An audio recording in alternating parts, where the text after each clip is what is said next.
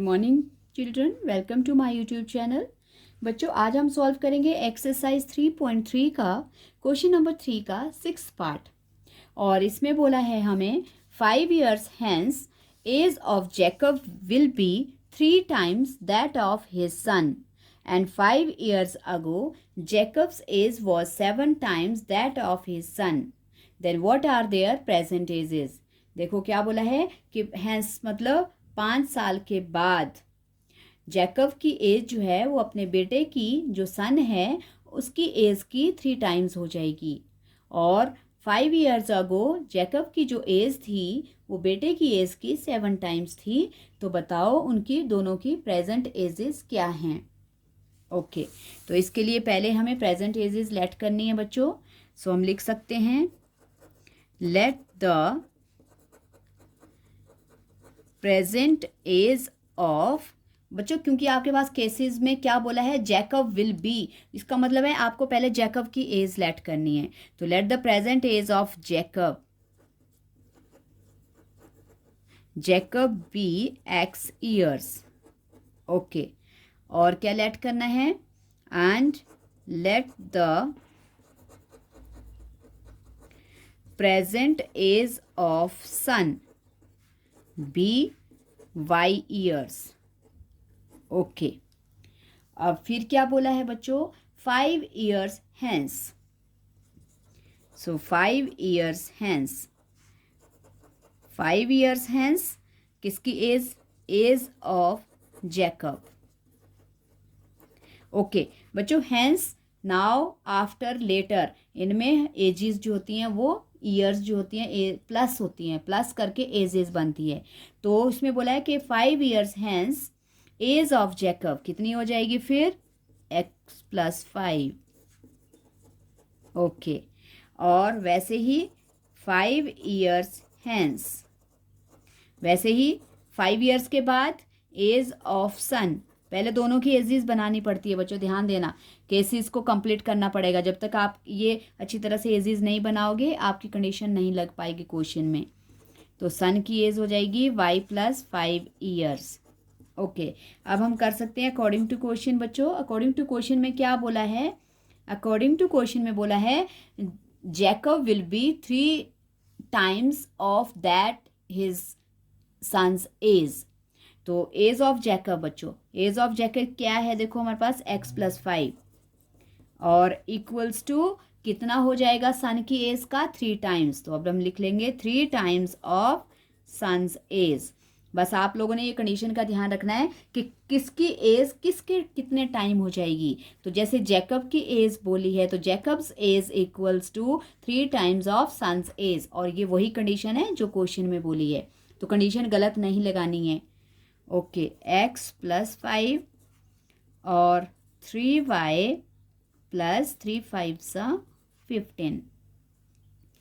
x y को arrange करेंगे, 15 + का 5 माइनस x - 3y = 10।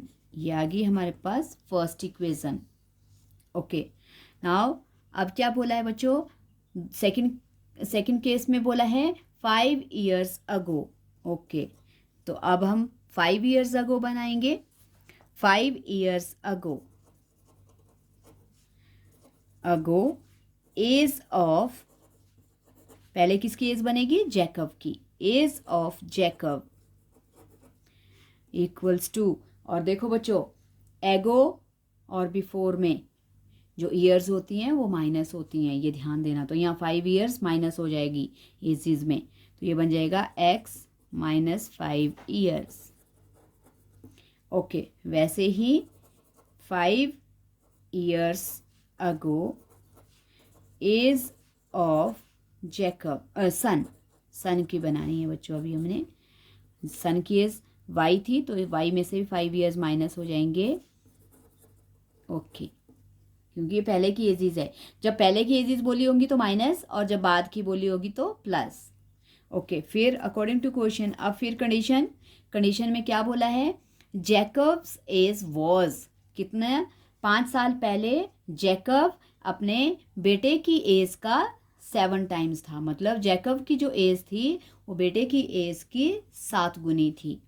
ओके, तो अब हम कंडीशन लगा सकते हैं, Jacob's age was 5 years ago, Jacob's age was 7 times as his son's age।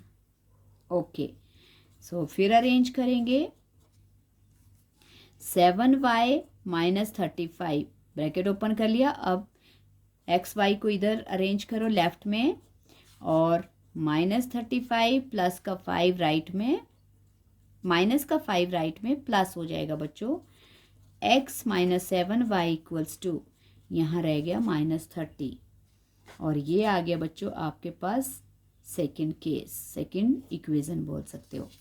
Okay, अब फिर सब्स्टिट्यूशन मेथड से करना है हमें, सो हम लिख सकते हैं फ्रॉम इक्वेशन 1। ओके, इक्वेशन 1 में क्या है, x minus 3y equals to 10। So x की वैल्यू बनाएंगे, क्या बन जाएगी, राइट साइड में 10 है और लेफ्ट से माइनस का 3 बच्चों प्लस 3 हो जाएगा। ये बनेगी हमारे पास x की वैल्यू, और इसको हम थर्ड नेम दे देंगे। ओके, अब ऑन सब्स्टिट्यूट, अब इस जो x की वैल्यू है इसको सेकेंड इक्वेशन में सब्स्टिट्यूट करेंगे। So on substituting value of x in equation 2। Okay, तो भर देते हैं बच्चों, x की जगह पे क्या आ जाएगा, 10 प्लस 3y, और आगे क्या दिया है, -7y equals to -30। Okay, -7 is greater plus 3 smaller, तो हमारे पास रह जाएगा -4y इक्वल्स टू -30, और यहाँ से प्लस का 10 भी -10 हो जाएगा राइट साइड में। सो -4y इक्वल्स टू -10 और -30 -40, डिजिट प्लस हो गए, साइन वही आया जो दोनों डिजिट में था, माइनस से minus cancel, y equals to 40/4, 4 1 ज़ा 4 10 ज़ा। So y equals to, son की एज कितनी आ गई बच्चों, 10 ईयर्स, ये आ गया y आ गया 10 ईयर्स। अब क्या करेंगे हम, on putting value of y in equation 3 में भरना, जिसमें हमने x की वैल्यू बनाई है, डायरेक्ट वैल्यू मिलेगी हमें यहाँ। So x equals to 10 plus 3 into y की वैल्यू कितनी आई है बच्चों, 10, यहाँ रिप्लेस करेंगे 10 plus 30। Okay, x equals to 40, ये आ गई बच्चों दोनों की एजेस। फादर की एज कितनी है, 40 ईयर्स, और सन की एज है 10 ईयर्स, तो हम लिख सकते हैं therefore present age of Jacob.